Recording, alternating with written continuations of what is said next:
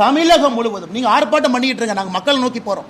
ஒரு வீடாக சென்று மக்கள்கிட்ட நேரடியாக கணக்கெடுத்து யாருக்கு எந்த மொழி மூன்றாவது மொழியிலே படிப்பதற்கு ஆர்வம் இருக்கிறது என்பதை மொத்தமாக சேகரித்து நேரடியாக ஜனாதிபதியை சந்தித்து தமிழகத்திலிருந்து பாரதிய ஜனதா கட்சியினுடைய குழு ஜனாதிபதிக்கு இந்த அறிக்கை அளிக்க இருக்கின்றோம்.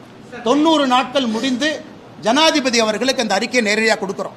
ஏன்னா ஆட்சியில் இருக்கிறவங்க சுயலாபத்துக்காக அவங்க தனியார் பள்ளி பெருக வேண்டும் என்பதற்காக, அவங்க ஃபேமிலி நடத்தக்கூடிய தனியார் பள்ளி நன்றாக இருக்க வேண்டும் என்பதற்காக திட்டமிட்டு சதி செய்து தமிழக அரசு பள்ளி மாணவர்களுக்கு மூன்றாவது மொழியை கொடுக்க மறுக்கின்றார்கள்.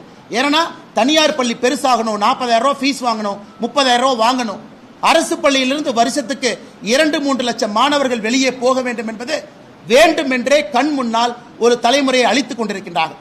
அதை தடுப்பதற்காக நேரடியாக ஜனாதிபதி அவர்களிடம், மாண்புமிகு ஜனாதிபதி அவர்களிடம் பாரதிய ஜனதா கட்சி 3 மாத காலம் கையெழுத்து வேட்டை நடத்திய பிறகு அந்த டேட்டாவோடு தரவுகளோடு மாண்புமிகு ஜனாதிபதி அவர்களை சந்தித்து தமிழக அரசுக்கு எதிரான புகாரை நாங்கள் தொகுத்து கொடுக்க இருக்கின்றோம். அதற்கான குழு யார் தலைவராக இருப்பாங்க, எங்கெல்லாம் போறாங்க என்பதை விரைவிலே பத்திரிகை நண்பர்களுக்கு சொல்ல இருக்கின்றோம். இதை தாண்டி கேள்வி கேளுங்க, நான் பதில் சொல்றேன்.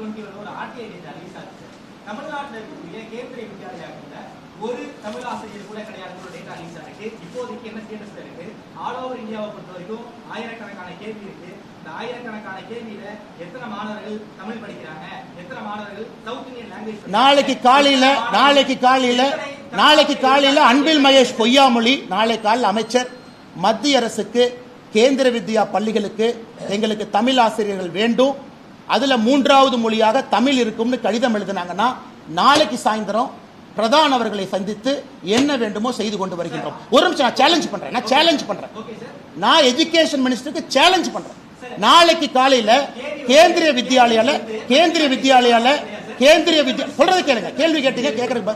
கேந்திரிய வித்யாலயா இந்தியாவிலிருந்து தமிழ்நாட்டுக்குள்ள டிரான்ஸ்பரபிள் ஜாப்ல இருக்கக்கூடிய மத்திய அரசு பணியில் இருக்கக்கூடிய எல்லோருக்கும் நாங்க மூன்றாவது மொழி தமிழ் மொழியை சொல்லிக் கொடுக்க போகின்றோம் கேவியில அப்படின்னு அன்பில் மகேஷ் பொய்யாமொழி அவர்கள் கடிதம் எழுதினா நாளைக்கு சாயந்தரம் நான் டெல்லியில் இருக்கேன். உங்களுக்கு தரவுகளோடு நான் வர்றேன். எத்தனை கேவி இருக்கு, எத்தனை வேணும், எத்தனை கேட்கிறாங்க. அன்பில் மகேஷ் பொய்யாமொழி நான் சப்போர்ட் பண்றேன்.